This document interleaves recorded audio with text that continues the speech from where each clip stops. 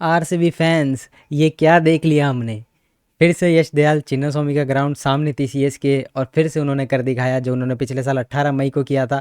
मई का महीना चिन्नास्वामी का ग्राउंड कुछ ना कुछ यश दयाल से निकलवा ही लेता है। जो टीम लास्ट में टिकी हुई थी, थोड़े सपने उसने संजोए होंगे कि कैसे हम आरसीबी जो इस समय के टेबल टॉपर्स उनको हरा सकते हैं, तो उनको धराशाही कर दिया। पूरी टीम की तारीफ होगी। मैं तीसरी बार इस सीज़न ये कहूँगा कि आरसीबी ये मैच हार जाया करती थी। मुंबई वाला मैच, राजस्थान वाला मैच और ये सीएसके वाला मैच, ऐसे मैचेस आरसीबी हार जाया करती थी अंडर प्रेशर टोटल डिफेंड करते हुए। लेकिन ये आरसीबी अलग है। हर मैच में हमारे पास एक नया मैच विनर आ रहा है। आपने देखा कैसे कृणाल पांड्या ने लास्ट ओवर डाला था मुंबई के खिलाफ, हेजलवुड का वो स्पेल राजस्थान के खिलाफ, और अब आपने देखा लास्ट के 3 ओवर जो फेंके गए हैं सुयश, यश दयाल और भुवनेश्वर की तरफ से।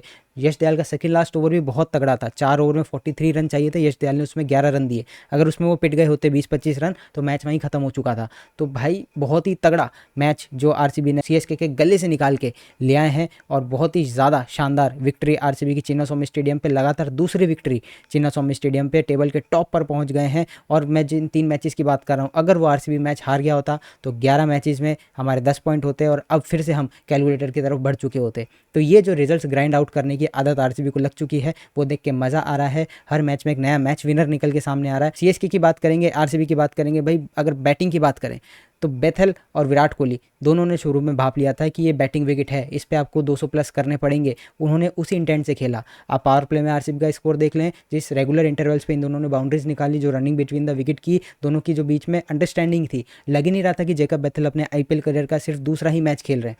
50 लगा दिया 30 बॉल पे। विराट कोहली ने कहा कि तू 21 साल का 30 बॉल पे 50 लगाएगा, ले मैं 36 साल का तेरे से पहले 50 लगा के बताऊंगा। तो जेकब बेथल से बढ़िया स्ट्राइक रेट पे विराट कोहली ने 50 लगाया। उनके आईपीएल करियर का 62nd हाफ सेंचुरी, इस सीजन का 7वां अर्धशतक। हम साई सुदर्शन, बटलर, गिल, इन सब की कंसिस्टेंसी की बात करते हैं जो इस सीजन जो वो परफॉर्म कर रहे होनी भी चाहिए, लेकिन विराट कोहली 7 हाफ सेंचुरी लगा चुके हैं और एक भी मैच आरसीबी वो नहीं हारा है। तो विराट कोहली के रन्स विनिंग कॉज में कितने ज़रूरी हैं वो आरसीबी के एक बार फिर से पता चल गया। और जेकब बेथल जिस तरीके से खेल रहे थे, जो उन्होंने सही शॉट सिलेक्शन किया, जल्दी से पोजीशन पे आ जाते थे, लेंथ को जल्दी भांप लेते थे। और पिछले मैच में कहा था विराट कोहली ने, खलील अहमद तू आ, तेरे को देखता हूँ मैं।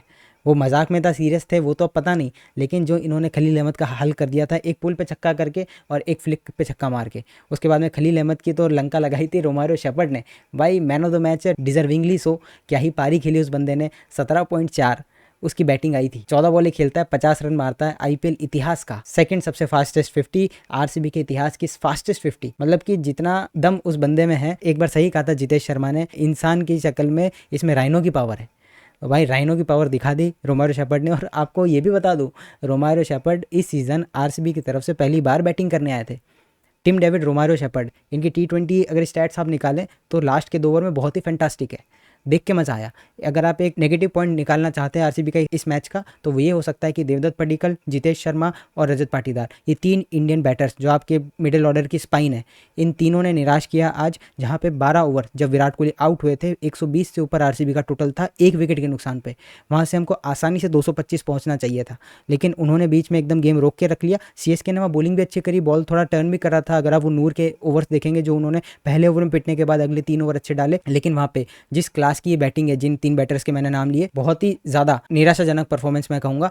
वो तो भला हो लास्ट में रोमारियो शेफर्ड का कि उन्होंने लास्ट में आके खलील और पथिराना के जो पिटाई लगाई है, देख के मज़ा आया। 200 पार जाती है आरसीबी। और अब अगर हम हाइंडसाइट में देखें तो वो एक एक शॉट, एक एक चौका, एक एक छक्का, उन्होंने खलील को मारे 32-33 रन। अगर वो 20 भी मारते, 25 भी मारते, हम खुश होते, लेकिन आरसीबी मैच हार चुका होता, क्योंकि आरसीबी से सिर्फ 2 ही रन से वो मैच जीता है। तो उस एक एक शॉट की जो कीमत थी, इसलिए मैंने कहा डिजर्विंगली रोमारियो शेफर्ड को मैन ऑफ द मैच दिया गया है। बहुत सारे man of the match performance आप निकाल सकते हैं, बेथल का पारी, कोहली की पारी, जिस तरीके से उन्होंने सेटअप किया था इस मैच को, लेकिन उसके बाद में जो रोमारियो शेफर्ड की पारी थी, वही दोनों टीम्स को सेपरेट कर पाई लास्ट में। आप देखेंगे आयुष मात्रे और रविंदर जडेजा, क्या पार्टनरशिप थी। मैंने इसी चैनल पे किसी प्रीवियस वीडियो में कई बार कहा है, रविंदर जडेजा नंबर 4 पे क्या कर रहे हैं यार। तो रविंदर जडेजा ने आज अपने T20 करियर का सबसे हाईएस्ट स्कोर बना दिया।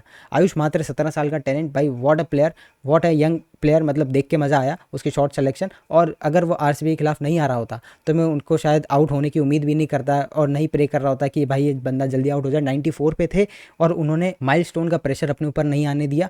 उन्होंने कहा मैं 6 मारने जाऊँगा, टीम की रिक्वायरमेंट ये है, लेकिन वहाँ पे वो थोड़ा मिस टाइम हो गया और सही टाइम पे कैच पकड़ा। और कैच जो हम नेगेटिव पॉइंट्स की बात करें थे, आज 3 कैच छोड़े आरसीबी ने। आप देखेंगे जिस तरीके से रजत पाटीदार ने वो इंपॉर्टेंट कैच छोड़ा था, फिर थर्ड मैन पे खड़े थे लुंगी एनगिडी, उन्होंने कैच छोड़ा, और उसके बाद Virat Kohli out of all people उन्होंने कैच छोड़ा यश दयाल के ओवर में। तो तब लगा था भाई आज आरसीबी के पक्ष में कुछ नहीं जा रहा है। फिर वो स्टोरी ऑल ओवर अगेन हो रही है आरसीबी फैंस के साथ में कि आप बड़ा टोटल करते हैं, सामने वाली टीम मारना शुरू करती है, आप रोक ही नहीं पाते। लेकिन भाई आप देखिए किस तरीके से समय बदलता है। लुंगी एनगिडी जिन्होंने कैच छोड़ा था 1 ओवर पहले, अगले ओवर में आते हैं 2 बॉल पे 2 विकेट ले जाते हैं।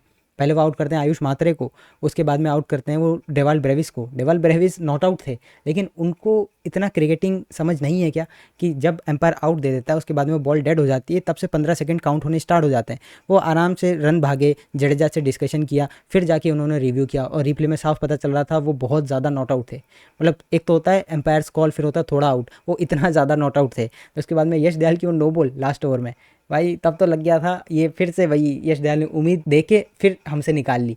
लेकिन उसके बाद जो उन्होंने बॉलिंग करी मज़ा आया। धोनी ने कहा मैच के बाद कि इस हार की रिस्पॉन्सिबिलिटी सिर्फ और सिर्फ मेरी है। 8 बॉल पे 12 रन बनाए एम एस धोनी ने, जिसमें एक छक्का भी आया था भुवनेश्वर कुमार को। लेकिन धोनी से जो हम उम्मीद कर रहे हैं, और उम्मीद अब वो होता है ना कि इनका पास्ट है तो अच्छा है, हम उम्मीद कर भी सकते हैं, लेकिन उनकी तरफ से वो गेम बिल्कुल भी नहीं देखने को मिला। तो एज अ आरसीबी फैन आप कितने कॉन्फिडेंट है अपनी टीम को लेकर? 11 मैचेस में 16 पॉइंट के साथ टेबल के टॉप पे हम बैठ चुके हैं। बैटिंग हमारी क्लिक कर रही है जब करनी चाहिए, लेकिन विदाउट विराट कोहली आज हमने फिर देख लिया। जब 12 ओवर विराट कोहली थे, आपके 120 रन थे, उसके अगले 5 ओवर में आपकी टीम सिर्फ 30 रन बना पाई, वो उसमें भी आपने 3 विकेट खो दिए।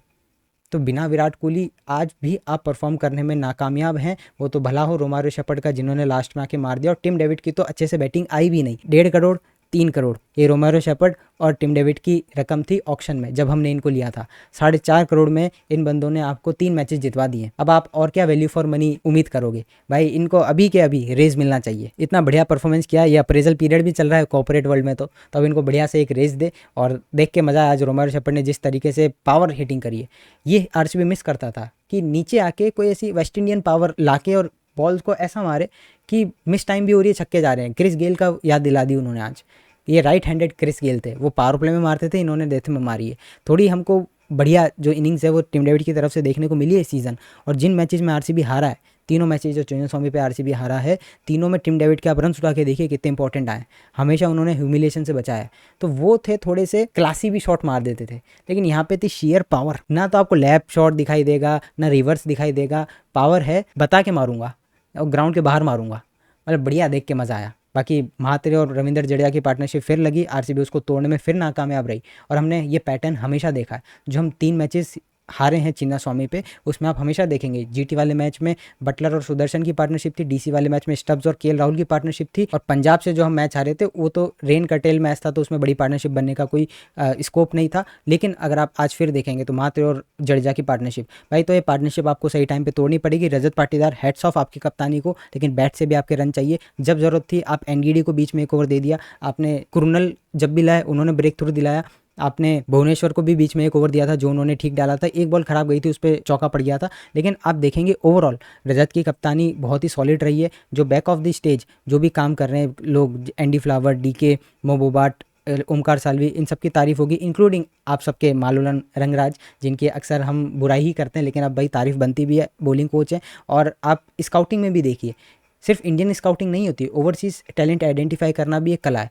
लुंगी एनगिडी भाई आज पहला मैच खेले आरसीबी के लिए अगेंस्ट हिज फॉर्मर टीम, बढ़िया किया। आपके बैकअप थे बेथल, बढ़िया किया। एक तरीके से आप कहेंगे रोमारियो शेफर्ड भी बैकअप ही थे। आपके टॉप 4 जो ओवरसीज प्लेयर थे उनमें उनका नाम नहीं था, तीनों आज खेले, तीनों ने बढ़िया किया। तो आप देख सकते हैं कि हमारी बेंच स्ट्रेंथ कितनी सॉलिड है। फिल सॉल्ट अभी तक फुली फिट नहीं हुआ, इसलिए जैकब बेथल के साथ कंटिन्यू किया। और अगर अगले मैच के लिए फिल सॉल्ट तैयार है तो आप कमेंट सेक्शन में बताइए अब आप किसके साथ जाएंगे, क्योंकि अब बेथल ने तो अपना ऑडिशन दे दिया है, मैं ये कर सकता हूँ, वो भी ओपन में आके, जो मेरी प्रेफरेबल पोजीशन भी नहीं है।